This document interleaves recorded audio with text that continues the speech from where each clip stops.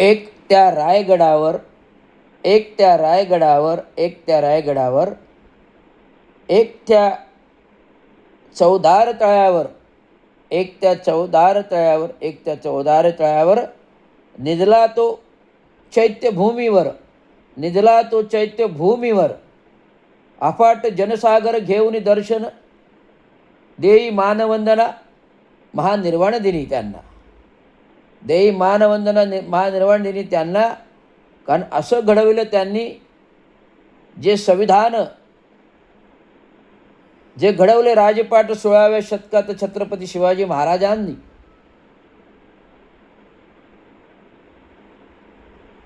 छत्रपती शिवाजी ने घडविला रायगडावर राज्याभिषेक झाले, स्वतः राजे घडविले पंतप्रधान प्रधानमंत्री अष्टप्रधान मंडळ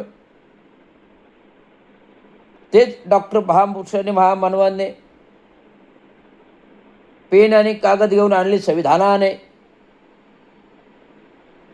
राष्ट्रपती म्हणजे राजा, पंतप्रधान म्हणजे प्रधानमंत्री राष्ट्रमंडळातील आणि कॅबिनेट मंत्रिमंडळ केंद्राचं म्हणजे अष्टप्रधान मंडळ.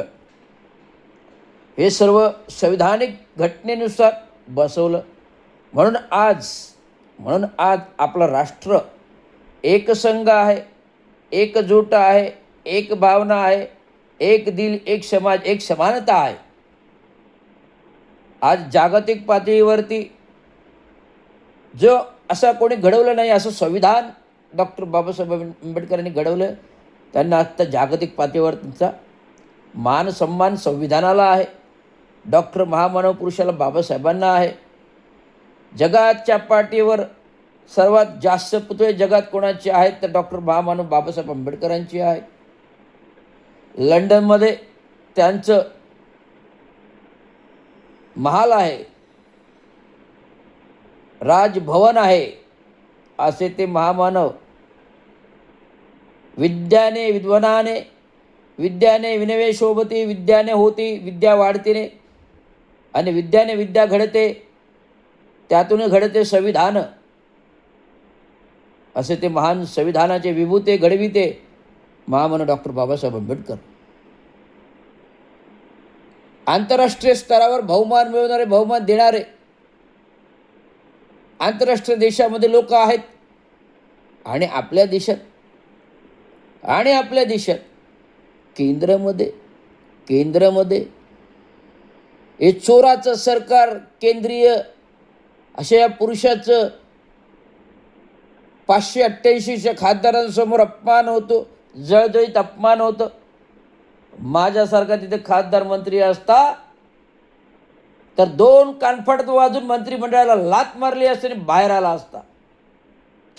परंतु आज 14 तळ्यावर भाषण टोकताना डॉक्टर बाबासाहेब आंबेडकरांच्या पुण्याईवर कविता करायच्या आणि संसदेत अपमान करणाऱ्याची पाठीराखण करायची. हा कुठला नैतिक व्यभिचार आहे? आज बाबासाहेब नुसतं नाव घेतलं तर भावनेने डोळ्यात पाणी येतं. आज डॉक्टर बाबासाहेब आंबेडकरांचं नुसतं नाव घेतलं तर भावनेने डोळ्यात पाणी येतं. का? कारण या महापुरुषांमुळे आपण आज 2 वेळचं पोटाचं अन्न खातो, आज 2 वेळचं छत्रछायाखाली राहतो, आज भला मोठा अफाट फ्लॅटमध्ये मी राहतो. ते कोणामुळे? तर संविधानमुळे आणि घटनामुळे. आज घडलं नसतं तर रवींद्र शिंदे घडला नसता, आज डॉक्टर बाबासाहेब आंबेडकर घडले नसतं. आज तुम्हाला रवींद्र शिंदे घडलेला दिसणार असता तर 4 उकिरडे उचलणारा दिसला असता, सफाई कामगार दिसला असता. परंतु आमच्या आईवडिलांनी जे सफाई काम करून कामातून पुण्याई मिळवली, जनसामान्याची जनसेवा केली, गोरगरिबांचं कल्याण केलं. आज त्या कल्याणाचा आशीर्वाद तुमच्यासमोर रवींद्र शिंदे आहे. आज आम्हाला एवढा अभिमान आहे की बाबासाहेब ज्या महामानवाने आज जनकल्याणासाठी स्वतःला वाहून घेतलं. आज हे घडत असताना